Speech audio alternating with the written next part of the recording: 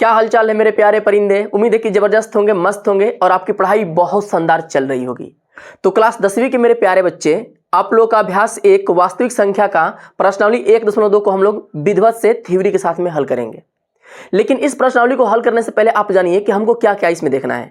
1.2 वाले जो अभ्यास है बच्चे, इसमें कोई भी संख्या दे अपरिमेय वाला, उसको सिद्ध करना होगा कि यह अपरिमेय ही है। जैसे करड़ी में 2 दे दे, करड़ी में 5 दे दे, या 3 माइनस करड़ी में 2 दे दे, या कुछ भी दे दे, 3 बटे करड़ी में 5 दे दे और बोले कि इसको आप सिद्ध करो कि यह एक अपरिमेय संख्या है। तो इन्हीं सभी को सिद्ध करेंगे। तो आप अगर चाहते हैं कि बिना किसी विलंबता के और बिना किसी परेशानी के इसको आसानी से सीख जाए एक ही बार में, तो इस वीडियो को शुरू से लेकर के अंत तक देखिए मेरे बच्चे। आपको मैं पूरी की पूरी गारंटी देता हूं कि एकदम बढ़िया से आप सीख जाएंगे। अगर आप पहली बार पढ़ रहे होंगे तो भी, अगर आपको कुछ भी नहीं आता होगा ना तो भी आपको सीख जाएगा। इतना आसान चीजें है बच्चे। तो चलो करते हैं शुरुआत बिना किसी विलंबता के कि सिद्ध कीजिए कि करड़ी में 5 एक अपरिमेय संख्या है। बच्चे कोई भी संख्या आपको दे और बोले कि आप सिद्ध करो कि यह एक अपरिमेय है।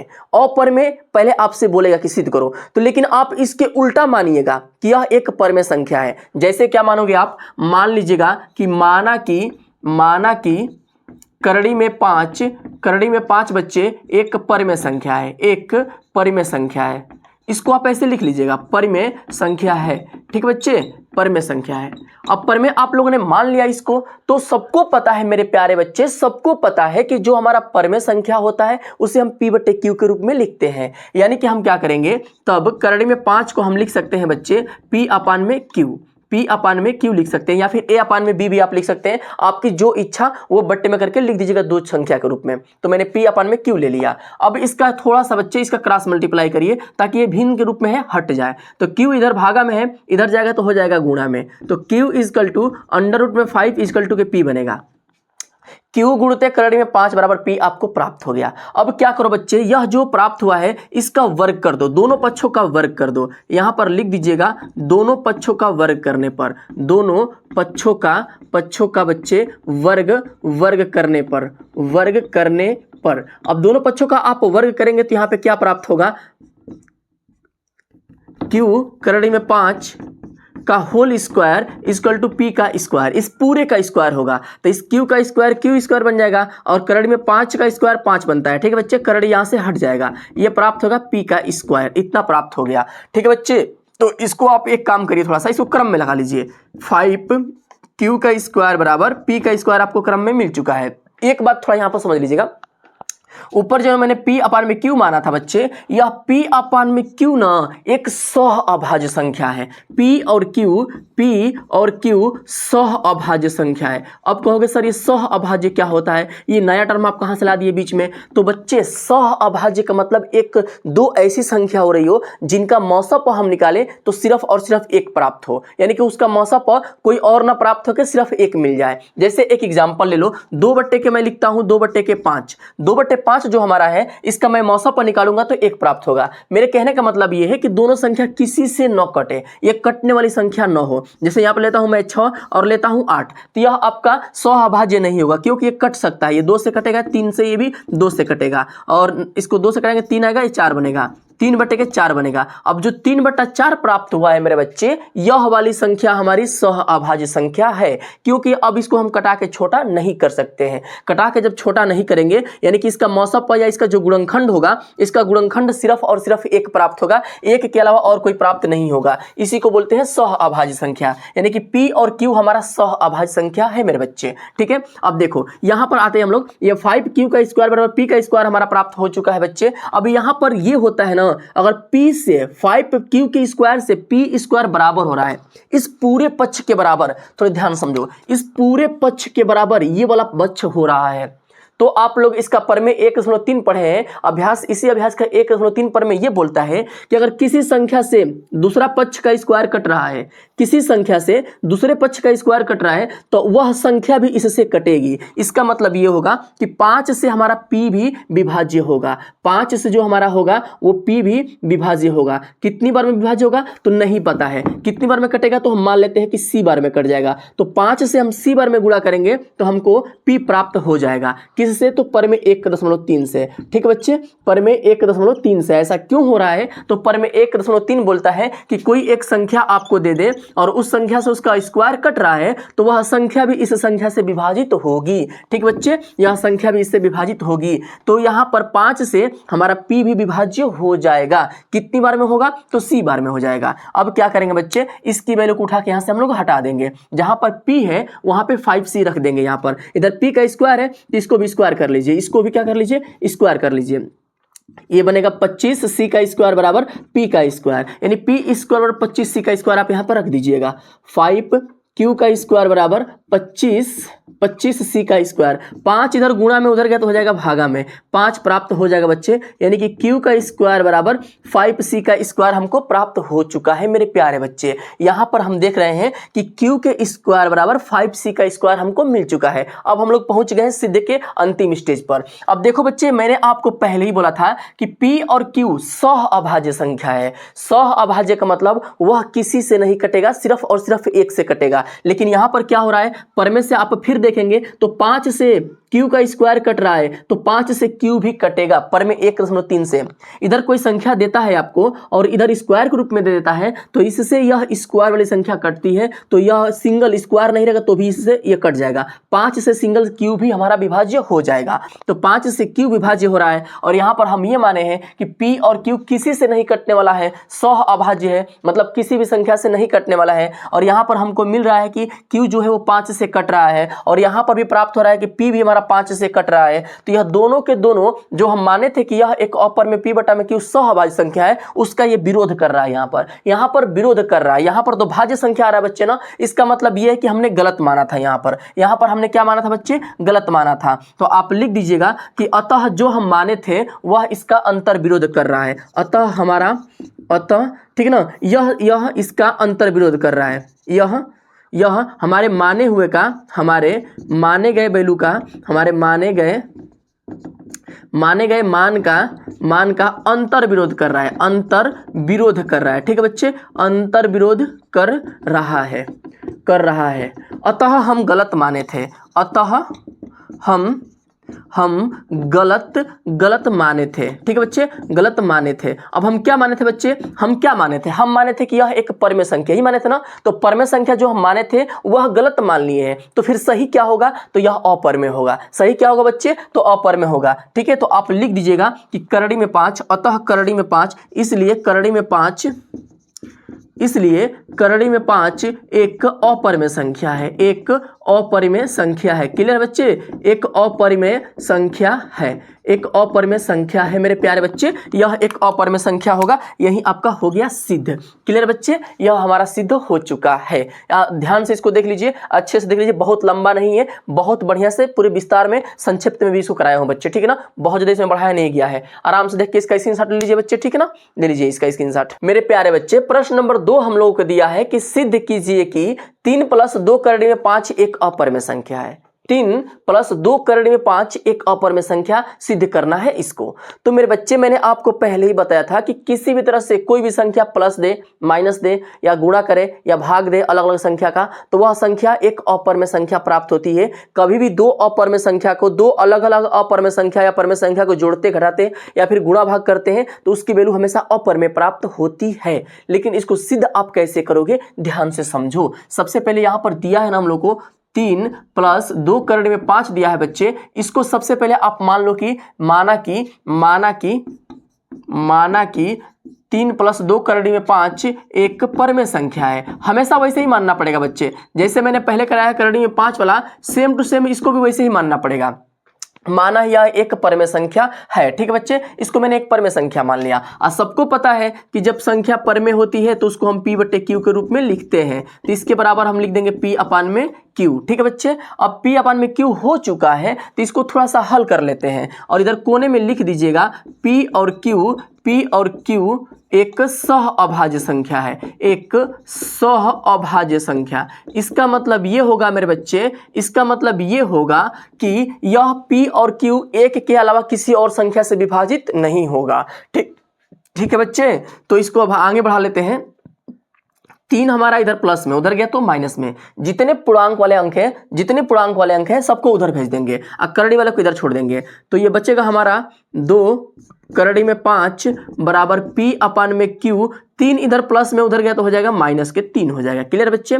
अब इसके बाद हम क्या करेंगे, 2 करड़ी में 5 बराबर Q के साथ इधर P है ना, इधर भागा में है ना, इसका इसमें गुणा करेंगे।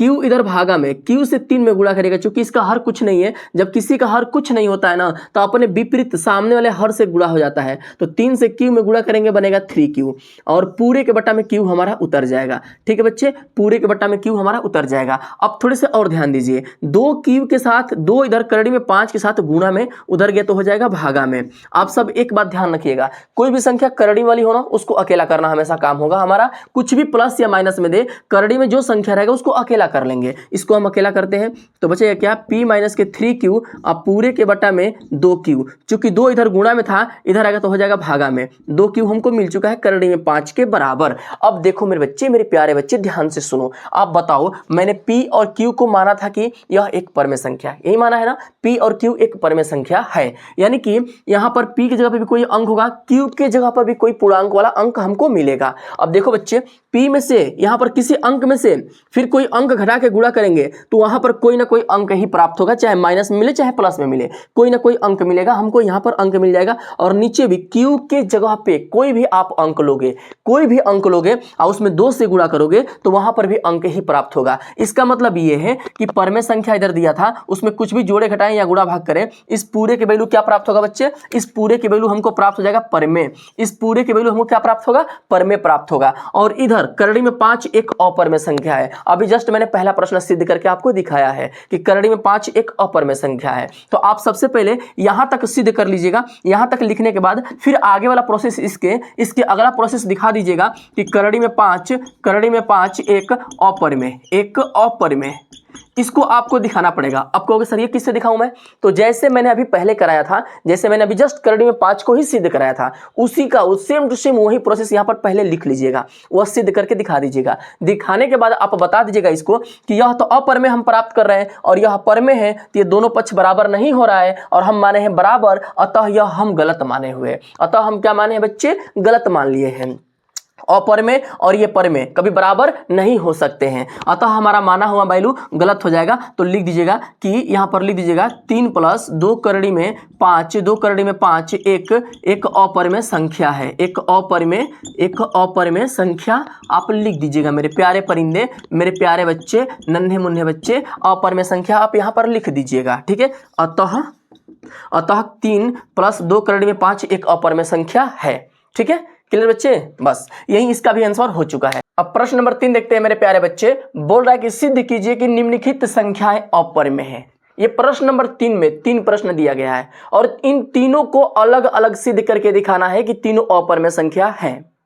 पहला दिया है 1 करड़ी में 2, इसको सिद्ध करो अपरमेय। फिर दूसरा लिखा है 7 करड़ी में 5, इसको सिद्ध करना है अपरमेय। फिर तीसरा लिखा है 6 करड़ी में 2, इसको भी सिद्ध करना है अपरमेय। तो मेरे प्यारे बच्चे, किसी को भी अपरमेय सिद्ध करने से पहले उस संख्या को हम क्या मानेंगे, चाहे वो बट्टे में दे, चाहे कुछ जोड़ कर दे, चाहे कुछ घटा कर दे, इस बात से आप टेंशन मत लीजिएगा। यहाँ पर खैर सब गुणा भाग में दिया है, अगर ऐसे भी लिख देता कि 2 + करड़ी में 2 को आप सिद्ध करो अपरमेय संख्या, तो इसको भी या इसको या केवल करड़ी में 2 दे, ये सबके लिए एक ही रूल लागू होता है बच्चे कि सबसे पहले हम मान लेते हैं कि माना कि यह संख्या परमेय है। तो पहला प्रश्न हल करेंगे, लिखेंगे मेरे प्यारे बच्चे कि माना कि 1 करड़ी में 2 एक परमेय संख्या है, एक परमेय संख्या है। क्लियर बच्चे। अब सबको पता है कि जब परमेय संख्या होता है तो उसको हम P/Q के रूप में लिखते हैं। तो इस 1 करड़ी में 2 को हम लिख लेंगे P/Q। अब ये हो गया P/Q मेरे प्यारे बच्चे। और एक बात और है कि जो P और Q है, यह P और Q सह अभाज्य संख्या है। P और Q सह अभाज्य संख्या। अब कहोगे ये सह अभाज्य संख्या क्या होता है? मैंने पहले ही बताया था कि सह अभाज्य का मतलब इन दोनों को कटाने वाली कोई भी संख्या न मिले। यहाँ पर कुछ भी संख्या रखो, यहाँ भी कोई भी रखो, यहाँ जहां भी कोई भी संख्या रखो, लेकिन दोनों संख्या किसी एक ही संख्या से न कटे, सिर्फ एक और एक के अलावा, यानी कि एक के अलावा कोई और उभयनिष्ठ संख्या न हो। इसका मतलब जैसे मानो यहाँ पर 3 ले लो, यहाँ पर 4 ले लो, तो ये 3 हमारा जिससे कटेगा उससे 4 नहीं कटेगा, और जिस संख्या से 4 कटेगा उस संख्या से 3 नहीं कटेगा, तो यह दोनों संख्या सह-अभाज्य संख्या हो गई। क्लियर बच्चे? इनके बीच में एक के अलावा कोई और संख्या नहीं कटा रही है, तो इसको हम मान लिए सह-अभाज्य संख्या। अब इसका करेंगे क्रॉस मल्टीप्लाई। यहाँ पर q इक्वल टू p से 1 में गुणा होगा q बनेगा, और p का गुणा होगा करड़ी में 2 में, तो p करड़ी में 2 बनेगा। क्लियर बच्चे? अब इसका क्या करेंगे, दोनों पक्षों का वर्ग कर देंगे। दोनों पक्षों का वर्ग करने पर, दोनों पक्षों का वर्ग करने पर, अब दोनों पक्षों का वर्ग करेंगे बच्चे, इधर प्राप्त होगा हमको q का स्क्वायर, इधर प्राप्त होगा p का स्क्वायर, और करड़ी में 2 का स्क्वायर करेंगे, इधर करड़ी में 2 का स्क्वायर करेंगे तो सिंगल 2 बन जाएगा, यानी कि q का स्क्वायर बराबर 2p का स्क्वायर आपको प्राप्त हो जाएगा। क्लियर बच्चे?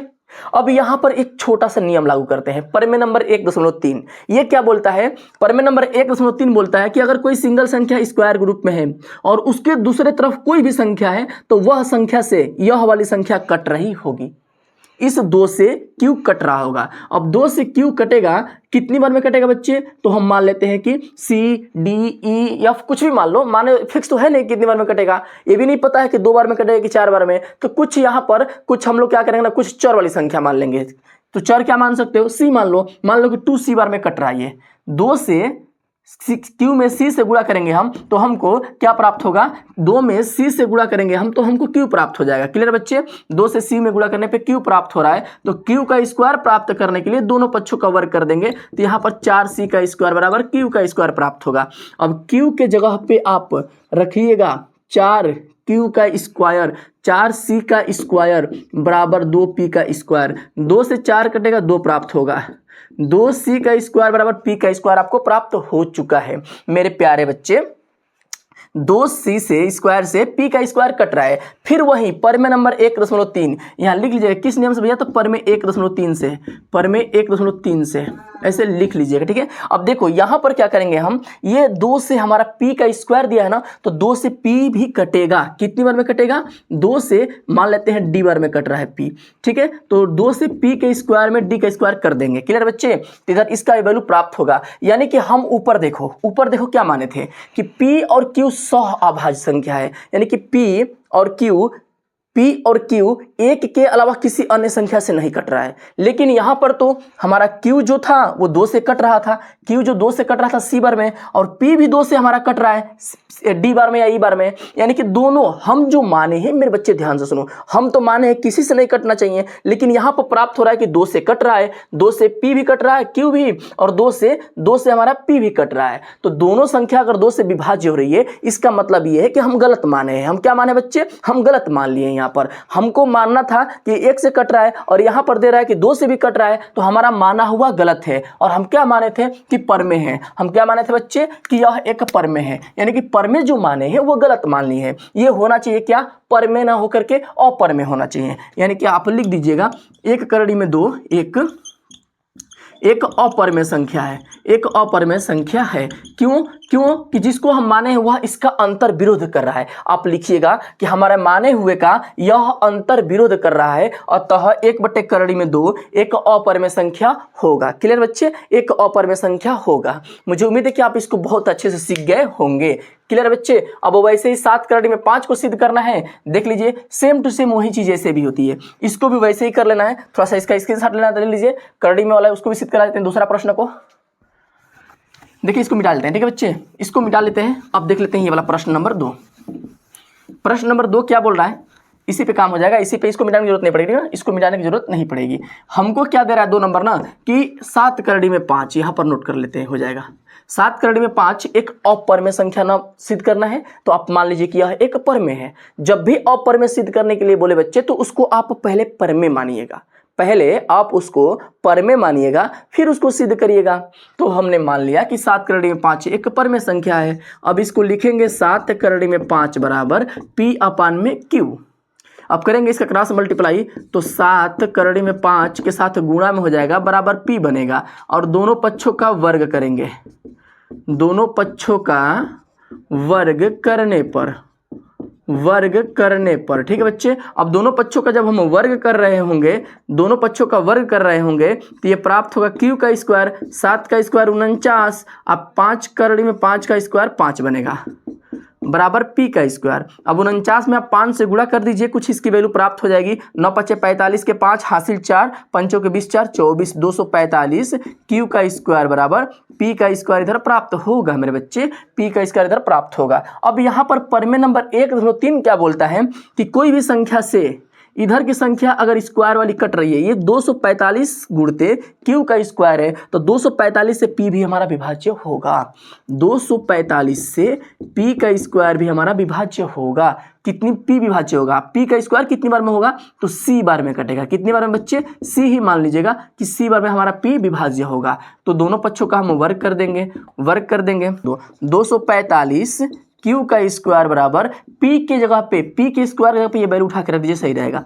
245 c का होल स्क्वायर। अब देखो 245 है ना, इधर स्क्वायर है ना, तो 245 का एगो स्क्वायर यहाँ पे कट जाएगा, एगो स्क्वायर यहाँ पे कट जाएगा, एगो स्क्वायर यहाँ पे कट जाएगा, बचेगा 245 c। तो यहाँ पर क्या बनेगा बच्चे, q का स्क्वायर बराबर 245 c का स्क्वायर। इसका मतलब फिर यहाँ पे प्राप्त हो रहा है कि 245 से हमारा q भी विभाज्य होगा। और ऊपर हम माने हैं कि यह एक सह अभाज्य संख्या है, सह अभाज्य संख्या है। कौन, तो p और q, p और q सह अभाज्य संख्या है। तो सह अभाज्य मतलब किसी से नहीं कटना चाहिए, लेकिन यहाँ पर तो 245 से ये भी कट रहा है और 245 से q भी कट रहा है, 245 से p भी कट रहा है, यानी कि इन दोनों को 245 कटा रहा है। तो यानी कि जो हम माने हैं वो गलत मान लिए हैं, अतः यह इसके हमारे माने हुए का विरोध कर रहा है, हमारे माने हुए का विरोध कर रहा है। अतः 7 करड़ी में 5, इसको ऐसे लिख लीजिएगा, मैं बोल दे रहा हूँ, इसके नीचे लिख दीजिएगा कि यह हमारे माने हुए का अंतर विरोध कर रहा है। हमारे माने हुए पर में है ना, इसका ये विरोध कर रहा है, अपर में प्राप्त हो रहा है।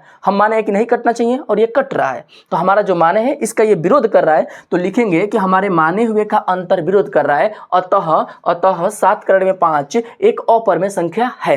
अब ठीक वैसे ही 6 करड़ी में 2 भी सिद्ध होगा बच्चे। इसको आप लोग सिद्ध करके मुझे दिखाओ और कमेंट बॉक्स में बताओ कि कितने लोगों ने इसको कर लिया है, अपने से खुद से इसको सिद्ध कर लिया हो। सेम टू सेम यही प्रोसेस लगेगा, उसमें कुछ भी अंतर नहीं होगा। जैसे जैसे यहाँ पर शब्दों को मैंने लिखा है वैसे लिख करके कर दीजिएगा मेरे प्यारे बच्चे। मुझे उम्मीद है कि आप बहुत अच्छे से सीख गए होंगे। ठीक है बच्चे, तो आप लोग अगर इस चैनल पर नए हो तो प्लीज़ इस चैनल को सब्सक्राइब कर दो, वीडियो को लाइक कर दो और अपने दोस्तों को शेयर करना तो बिल्कुल भी ना भूलें। तब तक के लिए धन्यवाद।